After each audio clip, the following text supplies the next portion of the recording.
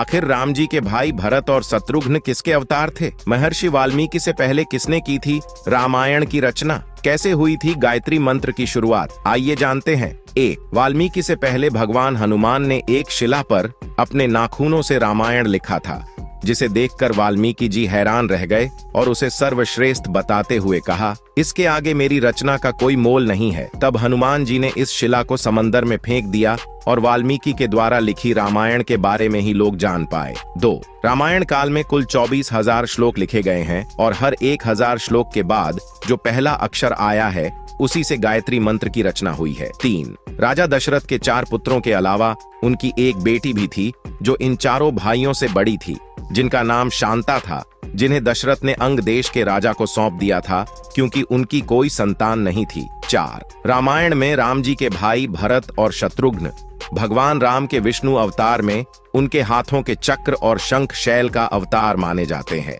5. माता सीता ने एक बार अपने बचपन में ही भगवान शिव का धनुष बड़ी आसानी से उठा लिया था। तब उनके पिता ने ये देखकर मन ही मन ये प्रण लिया था कि वो अपनी पुत्री का विवाह किसी ऐसे शूरवीर से ही करेंगे जिसके अंदर उस धनुष को उठाने की क्षमता हो। ऐसा भी कहा जाता है कि जब माता सीता का स्वयंवर रखा गया था तो वहां पर रावण भी इस स्वयंवर में पहुंचा था, लेकिन बाकी राजाओं की तरह ही वो भी इस धनुष को उठाने में नाकामयाब रहा था। 6. रामायण में ऐसा बताया गया है कि जामवंत भी भगवान राम से युद्ध करना चाहते थे, क्योंकि तब के समय में उनसे शक्तिशाली कोई था नहीं। इसलिए जब उन्होंने अपने से भी ज्यादा शक्तिशाली भगवान राम के बारे में सुना तो वो उनसे युद्ध के लिए व्याकुल हो गए, लेकिन भगवान ने ये कहते हुए युद्ध टाल दिया कि वो अभी सीता जी को ढूंढ रहे हैं, इसलिए वो अगले जन्म में उनकी यह इच्छा पूरी करेंगे। 7. रावण का नाम पहले दशानन था, लेकिन एक बार जब वो भगवान शिव से मिलने कैलाश पर्वत पहुंचा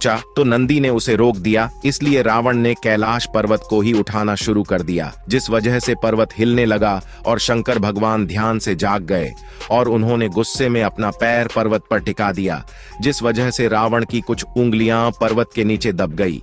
लेकिन बावजूद इसके वो भगवान को शांत करने के लिए तांडव मंत्र पढ़ता रहा। तब भगवान ने उसकी भक्ति से प्रसन्न होकर उसे रावण नाम दिया, जिसका अर्थ था तेज दहाड़ वाला व्यक्ति। 8. जब भगवान राम को समुद्र पर पुल बनाने के लिए यज्ञ करवाना था, तब एक ब्राह्मण होने के नाते रावण ने उनका ये यज्ञ संपन्न करवाया था और उनकी मंशा जानते हुए भी उन्हें उद्देश्य में सफल होने का आशीर्वाद दिया था। 9.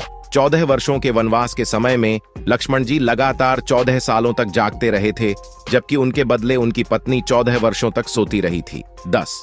कुंभकर्ण 6 महीने सोता था और 6 महीने जागता, लेकिन इसके पीछे की वजह दिलचस्प है। उसने वरदान में ब्रह्मदेव से इंद्रासन मांगा था, लेकिन उसकी जिह्वा पर माता सरस्वती के विराजमान होने की वजह से उसके मुंह से निद्रासन निकला था और ब्रह्मदेव उसे तथास्तु कहकर चले गए थे। वीडियो पसंद आया हो तो लाइक शेयर जरूर करें।